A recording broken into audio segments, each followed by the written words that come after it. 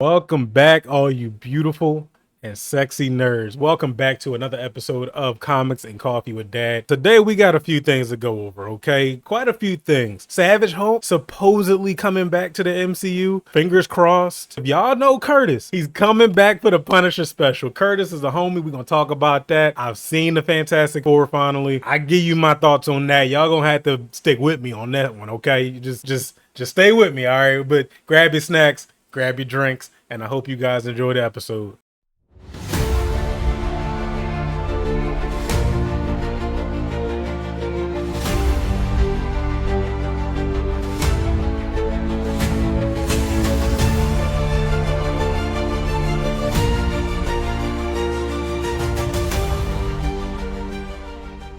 Now, starting off, there's multiple sources saying that Savage Hulk will be making a return in Spider-Man Brand New Day. Now, if you don't know, the MCU has a notorious track record for kind of, what's the word I'm looking for? Ruining the Hulk character, okay? Now, the Hulk, in the beginning, 2008 Incredible Hulk, amazing film. I absolutely loved it.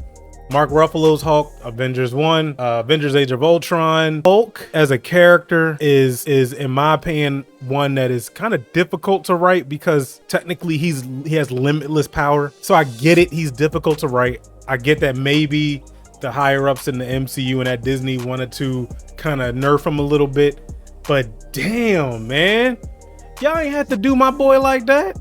So I'm hoping that this news is true with Savage Hulk coming back for a couple reasons. One, I'm sure I can speak for all of us when I say we miss Savage Hulk. We miss the Hulk, okay? We miss him.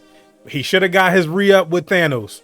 That's just a fact. He should have got a rematch with Thanos, all right? I'm not saying that he should have won the first match because he justifiably got his ass kicked, but he should have had the rematch, man. He should have had it, especially with the concept art that came out after the fact. That I think it was either Infinity War or Endgame had came out. It showed that Mark Ruffalo was supposed to turn back into Savage Hulk, breaking out of the Hulkbuster suit and fighting all the Thanos' minions and whatnot, but that never happened for whatever reason. Maybe they don't like money, who knows? But another reason that I'm excited for Savage Hulk's return, hopefully, is because of the Thing. I know I speak for a few of y'all when I say that we want to see Hulk versus Ben Grimm in the MCU. Bringing him back as Savage Hulk and possibly in the future, sometime in the future, having him fight Ben Grimm for whatever reason. I don't even care what the reason is. I just want to see them dudes throw hands. All right. That would be so dope, man, for real. Now, let's go over some ways that Savage Hulk could potentially come back to the MCU. So, method number one, okay, the rumor is that Mr. Negative will be playing a pretty significant role in Spider-Man Brand New Day. We don't know exactly who the villains are. We know that Scorpion is coming back. We know that there's another, I think it's a female villain that's supposed to be in the movie. But if Mr. Negative is confirmed to be in the movie, I think that would be probably the best way to bring back Savage Hulk. Now, if you don't know, Mr. Negative has the ability to pretty much influence and amplify the negative feeling and a negative spectrum and emotional spectrum and all that shit. He can pretty much influence and control that whole thing. If you played the Spider-Man PS4 game, you would know. But he's a great villain. I like him as a villain. So with that being said, him coming into the movie and possibly affecting Savage Hulk would be pretty dope. Another method, Punisher. So Punisher is confirmed. They've showed many behind the scenes photos. Up until recently, we got a first glimpse of his Punisher van. Since Punisher is in the movie, they did say that Frank will have an arsenal to deal with. He'll get like an upgrade to deal with the Spider-Man and possibly Hulk threats. What kind of upgrade that might be? No idea. War Machine armor, please. But other than him maybe not getting that kind of upgrade, I really think that he would be a fitting factor in returning Hulk to his savage nature. I could just imagine it now. Frank is over here shooting at him. Maybe he looking for Bruce. Maybe he found Bruce and he underestimates him and they get into some kind of altercation and then boom, that's it. It's just Frank versus Hulk. Spider-Man in the middle trying to calm shit down. He trying to break him up like Cap did with Iron Man and Thor. Like, it's gonna be crazy. It's gonna be crazy. But regardless, I'm excited for even the possibility that Savage Hulk will be returning, because that's been a piece of the MCU that I know I've missed a lot, especially coming out of the Incredible Hulk in 2008. It just seems like the character development for the Hulk. I mean, he brought everybody back in Endgame. Obviously, that's a huge accomplishment for the character. Nah, give me that Rock'em Sock'em Hulk back. All right, come on. I'm done with the Smart Hulk. I'm done with all that. Okay, I'm done with Professor Hulk. All right, I don't want no education. Just give me back Savage Hulk. And let him throw hands. Let him just be what he was meant to be. Okay. Now, moving on, we've had some set photos. This one excites me a lot because this character, he was one of my favorite parts about the Punisher show, season 1 and season 2. Curtis is officially coming back for the Punisher special. We have behind the scene photos, which I'll put up on screen now. And let me just say, Curtis is to Frank that Sam was to Cap, or if you want to say that Bucky was to Cap. Regardless, my point is Curtis is a ride or die homie. And for Frank would have been in some whiskey business if it wasn't for Curtis in season 1 and season 2. So I'm excited to see him back. I'm excited in what form he'll be back in. I'm excited to see like in what capacity they use him. Is he going to be just like one episode? I don't even know how long the Punisher special is going to go on for. I know it's just one season, but I don't know how many episodes are going to go on for, right? So regardless, please put the homie Curtis in as many episodes as possible and as many episodes that it makes sense. Kurt is an amazing character. The whole war vet situation and him running like therapy for vets and just troubled people in general. It was an amazing storyline. It reminded me a lot about Sam in the beginning, how Sam was a counselor and he was talking to multiple other people, including Cap, to try to help him through their trauma and their PTSD. Honestly, I would love if Curtis and Sam worked together. What? Wait a minute. Hold on. Yeah. Bring Sam and Kurt together. That's a crazy team up. I would love that. I'm not even saying for a fight. I would just love if Sam and Kurt were together in the same room, talking the same shit and just being homies. That would be crazy. So now, moving on. Okay, we got some exciting news that I would love to talk about. It's news that I didn't see coming, but I'm glad that I saw it. Spider-Man Brand New Day, practical swinging. That's it. Boom. That's it. Behind the scene photos, behind the scene videos, we've seen practical swinging effects in Spider-Man Brand New Day, bro. I used to pray for times like this, for real. Don't get me wrong, I know CGI is an important aspect of making a movie, especially a Spider-Man movie, but practical anything always will be king. If you can do practical, do it. If you can, just do it. It's one of the reasons why Evil Dead is one of my favorite film franchises. It's the use of practical effects that enhances the quality of the final product of the movie. Now for Spider-Man, I'm very hyped to see what these swinging scenes look like, man. I'm very excited to know that they're putting this much passion into the project. You know, we got the same guy who did Shang-Chi. Shang-Chi, to me, is a very underrated MCU film, and I absolutely loved it, right? He's shown to have a passion for these kind of superhero projects. So to see him use practical swinging effects in his movie,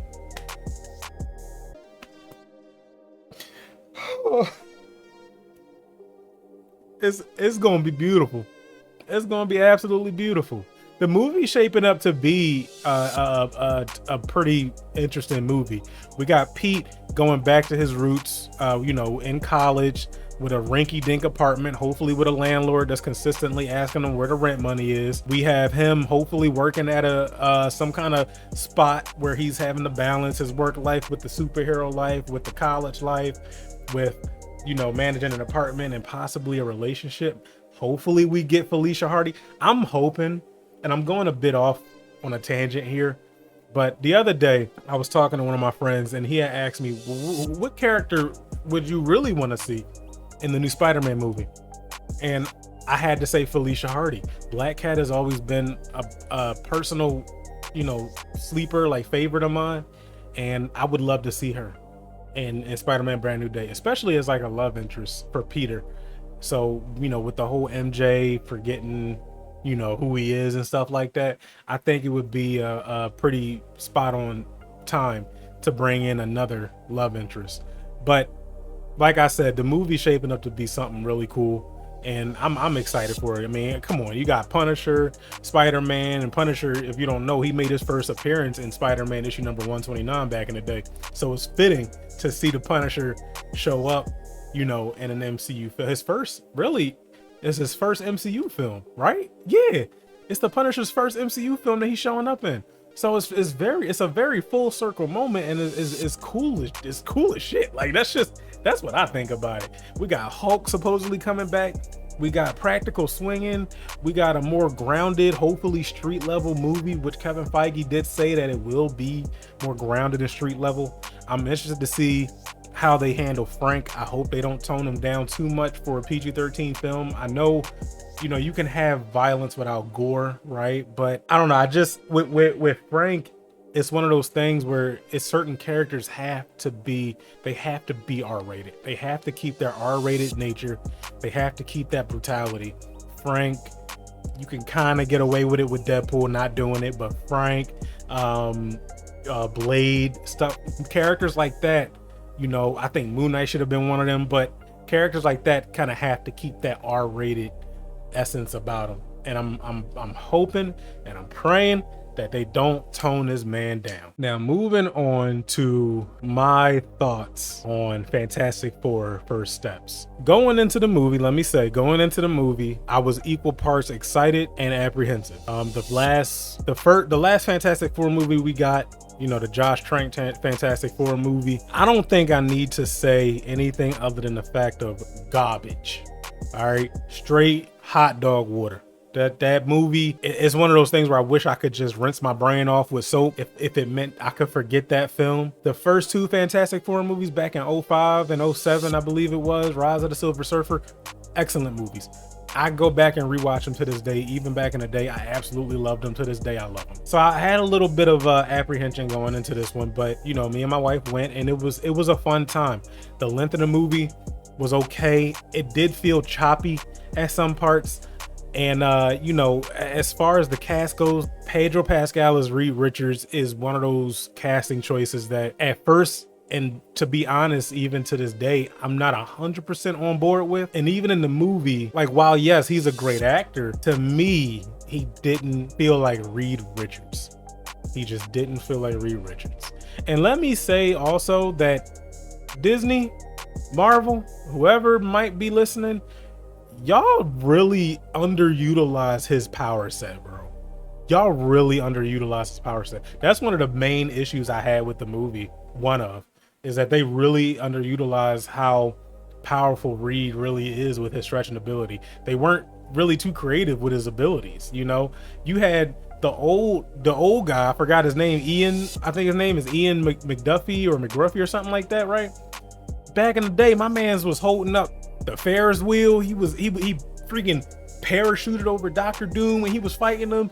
He put the thing in a full Nelson, bro. The old Fantastic Four movie was such a great display and creative use of his powers, while the new 2025 movie didn't really do it for me. This man, he did a couple of extensions, and that's about it, man.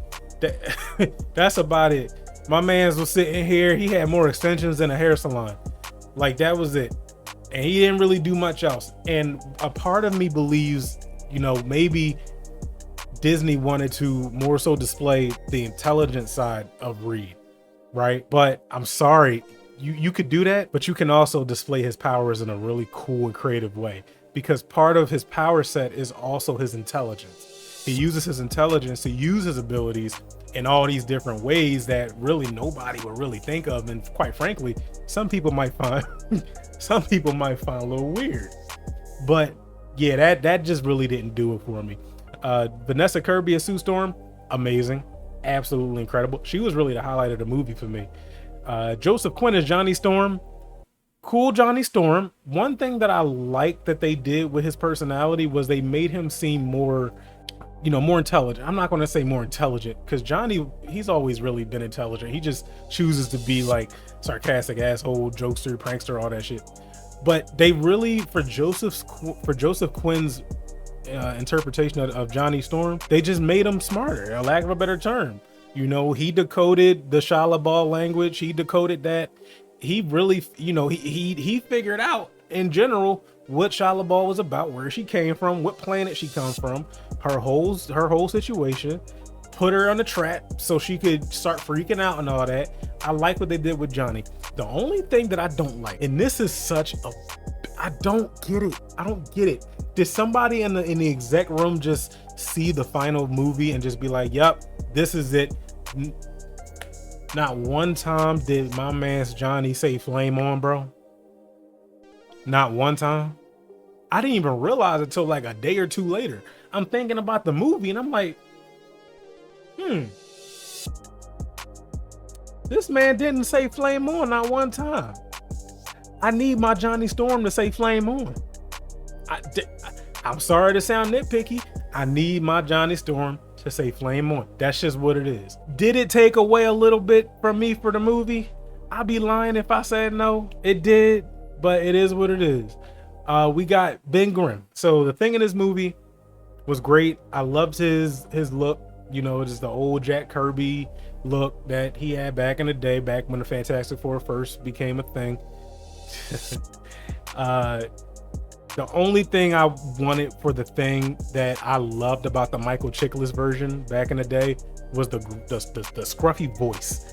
The real Johnny. Like that because when he finally said his clobbering time in the movie, it was cool, but it felt a little like anticlimactic, and I think it's mainly because the way his voice sounds. So yeah, that was that. Galactus. I'm so happy we have a comic accurate Galactus. However, the way Galactus was defeated and the way that movie ended, I did not like. Okay, I didn't like it. A lot of people, including myself, went into this movie thinking that Galactus was going to succeed consuming the Earth of the Fantastic Four, of Earth 828. That was not the case. They pushed him, or I guess I should say Silver Surfer, just like the 2007 movie. Silver Surfer had a change of heart, pushed him into the portal, defeated Galactus, right? I'm sorry. That to me, knowing what I know about Galactus as a character and knowing some of the things that I've seen him do in comics and past iterations of Galactus, that was that was a corny way to take him out. He shouldn't have been taken out in general, honestly. I think the Fantastic Four, it should have been an Infinity War situation where the team lost. You know what I'm saying? And look, end of the day, I just hope that this isn't the last that we've seen of Galactus. I'm cool with not seeing any more of Shia LaBeouf. I liked Julia Gardner's iteration of Silver Surfer. She was intimidating. Her acting was absolutely amazing. The design for Silver Surfer was great. But I just hope that Norman Rad shows up eventually. I hope Galactus comes back. And I hope they do better with him, because Galactus is one of those villains where he should not be a one and done antagonist at all. And we all know Marvel doesn't have the best track record with their villains, so hopefully my man's Galactus comes back. But he was great. He was absolutely great. His voice, the voice, man. Like, I'm mad I didn't see it in IMAX. The voice was absolutely incredible. Absolutely, you could feel the rumble in my balls. I could feel the rumble in the soles of my feet. You know what I'm saying? I almost pissed myself. I'm thinking Galactus is right outside the door. I'm thinking he gonna be waiting for me at the car. He was great. He was intimidating. He was powerful. Franklin Richards now is in the MCU. He's made his MCU debut. I'm interested and equally apprehensive and worried on how they deal with such a powerful character like Franklin Richards, considering how they handled powerful characters in the past. But we'll see what happens. We'll see what happens when the mutant saga becomes more of a thing. We start seeing more of X-Men movies. Maybe we'll see a grown-up Franklin. The end credit scene for Fantastic Four was pretty cool. Dr. Doom showing up. We can only assume that this is Robert Downey's Dr. Doom. But to be honest, I still think, and I feel it, that is another Doctor Doom. I feel like the Russos are going to put some kind of twist on it where the Robert Downey Doctor Doom isn't the main continuity Doctor Doom, and it's going to be an actual different actor, and a Victor Von Doom that doesn't look like Robert Downey. But regardless, Doctor Doom did show up at the end of the movie. It was a great little cliffhanger. You know, I really enjoyed it. The costume, from what I could tell, looked pretty cool. It was a green cloak and a silver mask. It looked cool. What was interesting was that Franklin reached up to his face. Franklin reached up to Victor's face as if he knew him. Now, I don't know what that entails. I don't know. I don't even know if they will touch on that in the future. But I just thought it was an interesting little detail that I noticed. All in all, the Fantastic Four movie, I ended up giving it like a 7.5 out of 10. It was good. It was cool. Start of phase 6, right? Yeah, it was the start of phase 6. Ironheart was the end of phase 5. It was a good start to phase 6. I'm not trying to bring Superman into it, but I'm gonna do it anyway. I enjoy Superman more than Fantastic Four. It's hard for me not to compare the two movies when they came out literally weeks apart, okay? And that was a big thing that everybody was focused on. And that was something that I was wondering myself, which one would I potentially enjoy more? Not that I hate either or, right? If I enjoy the other one, but it's just I had a lot more fun with Superman. All right, now last, we have a bit of news on the comic book front. We have a bunch of DC compact comics coming out next year. And I'm super excited because DC Compact to me has been one of the best things that's happened to the comic book industry. I love the short. Hold on. If you don't know what DC Compact is, this is it. So this is a DC Compact comic. Okay, this is Superman Birthright, and you see up here it says DC Compact, right? Basically, all it is a smaller version of a collection of stories. It's like it's a manga size almost. Mangas are a little bit smaller than this, but it is like almost manga size. And I'm telling y'all, I love this form factor for a comic book. I absolutely love it. I reserve boards and bags for my variant covers, really, and a lot of my earlier comics that I had collected. But nowadays, I'm just looking for trade paperbacks, compilations of stories, and these are perfect. So with that said, we do have a few coming next year that I'm really excited for. So first up, we have Gotham Central, and this is written by Ed Brubaker, Greg Rucka, and Michael Lark. I've never read Gotham Central before. I'm excited nonetheless to jump into it. We also have Batgirl of Burnside. I've never read Batgirl of Burnside. I've never really read a lot of Batgirl anything, really. So this is something that I'm really looking forward to. Next up, if you've seen my previous clips or videos, y'all would know that I love Green Arrow. So we got Green Arrow Year One Compact coming out next year, bro. Yo, I'm so excited for that, John, man. I'm so excited. And the cover just looks so dope. Next up, we got Superman Red Sun. This is by Mark Miller, Dave Johnson. Superman Red Sun, I've touched on that in previous episodes before, but it's basically instead of Superman landing in Kansas, Smallville, he landed in Soviet Russia. Okay, I'm excited for that. Next up, this is a hitter that they're making into a compact edition. Batman Under the Red's Hood. I almost said Red Sun. Batman Under the Red Hood, bro. Batman Under the Red Hood is one of my favorite. The first time I was exposed to Under the Red Hood was through the animated movie back in the day. So I've never read the comic, but this, oh yeah, we in there. And last but not least, we got Injustice Gods Among Us. Injustice, I have a few separate issues of that, but I never finished it. So I'm excited to jump into this compact. But Injustice, if you know, man, if you know, Injustice is one of the most fire Mortal Kombat-esque games that I've ever played, a lot of people have ever played. It became a huge, it made a huge impact on the Evo scene. I'm hoping that NetherRealm Studios, I'm going on a bit of a tangent here. NetherRealm, please give us Injustice 3. We don't want another Mortal Kombat next year. Give us Injustice 3 and I swear my life is yours, man. I swear. All that said, yeah, I'm glad to see the DC Compact getting more love. I'm glad to see DC putting more resources into making compact series, because I think that's going to be for the next X amount of years. I think DC Compact is going to be the hitter. That's going to be the thing that a lot of people are going to go for. The people who don't really mind not having separate issues and just want to read the story, just want to collect the stories. Okay, with that said, I hope you guys truly enjoyed. Thank you so much for joining me on another episode of Comics and Coffee with Dad. You can follow me on Instagram, TikTok, and Threads at Comics and Coffee with Dad. Drop a sub on YouTube, hit that bell icon so you get notified when I upload new content, and I truly hope to see y'all in the next video. Peace out.